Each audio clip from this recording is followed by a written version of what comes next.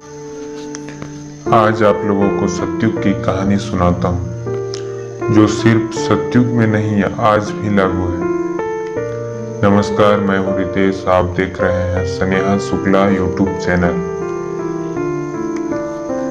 तो एक बार एक राजा था और वह बहुत घमंडी और बहुत अहंकारी था और उसे किसी पर दया नहीं आती थी।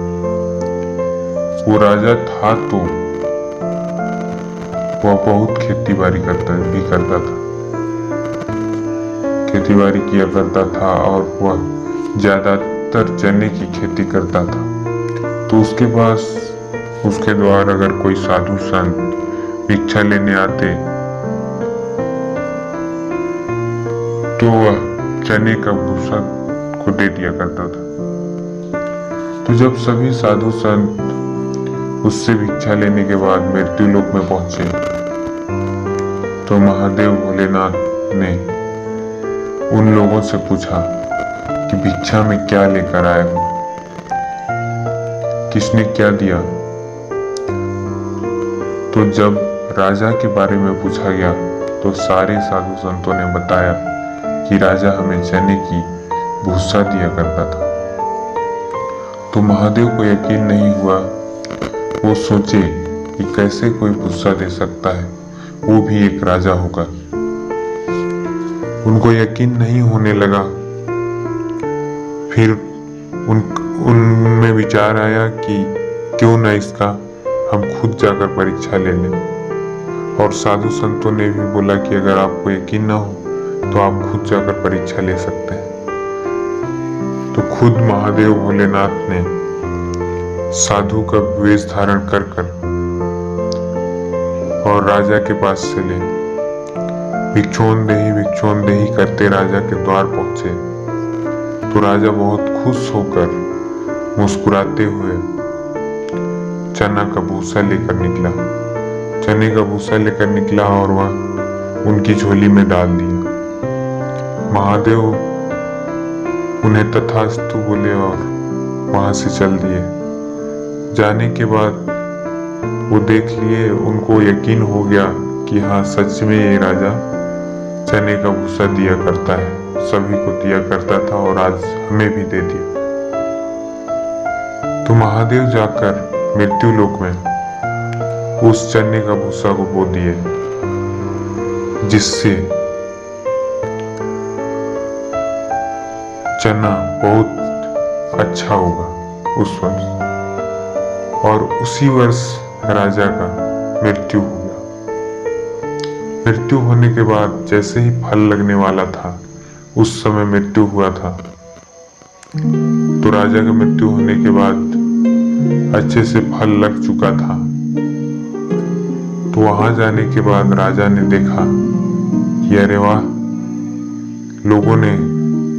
कई लोगों ने कहता था कि मृत्यु लोक में जाने के बाद बहुत दिक्कत होता है, बहुत सताया जाता है, और यहाँ तो कोई दिक्कत नहीं है।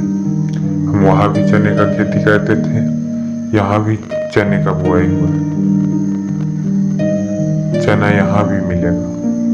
देखकर बहुत खुश हुआ चने का लहलहाती खेती देखकर। तो जब सभी को खाने का बारी आया, खाना मिलने लगा, तो राजा भी लाइन में था। जब उसकी बारी आया, सभी को भोजन मिल गया। राजा का बारी आया तो राजा को बोला गया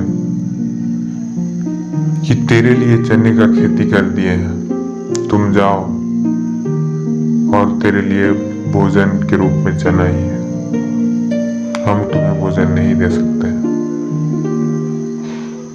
मना कर दिया। राजा खुश होकर चने का खेत में पहुंचा। चने का खेत में पहुंचने के बाद चना को छील कर खाने का कोशिश किया। तो छीलने के बाद सिर्फ छिलका ही था, उसके अंदर दाना नहीं था। देखा वो बहुत सारे पेड़ उजाड़ दिया, बहुत सारे चने का पेड़ इधर उधर कर दिया, पर उसे फल फल तो मिला पर फल के अंदर दाना नहीं मिला। अंतिम में गुस्से में होकर राजा ने भोलेनाथ के पास पहुंचा और ले जाकर उसने पटक दिया भोलेनाथ के आगे और बोला, यही मेरे को भोजन दिए हो, इसमें तो दाना ही नहीं है। तो भोलेनाथ ने मुस्कुराकर जवाब दिया, तुमने दाना दिया ही किसको है जो तुम्हें दाना मिलेगा। तुमने जो दिया था वही तुमको भी मिल रहा है। तो उन्होंने पूछा, कब और कैसे? तो भोलेनाथ ने हंसकर जवाब दिया कि जब मैं तेरे घर में भिक्षा लेने गया था तब तुमने यही चने का भूसा तुम मेरे झोली में डाल दिया था। उसी चने का भूसा को मैं लाकर बो दिया हूँ और आज तुम्हें वही भोजन मिल रहा है और तेरे लिए और कुछ नहीं है उसके सिवा, क्योंकि तुमने आज से पहले जितना भी दिया है सिर्फ चना का भूसा ही दिया है। साधु संतों, इससे हमें यह सीख मिलती है कि हम पृथ्वी लोक में जो भी दान करते हैं, जो भी देते हैं, वहां हमें वही मिलता है। जय श्री कृष्ण, जय महाकाल।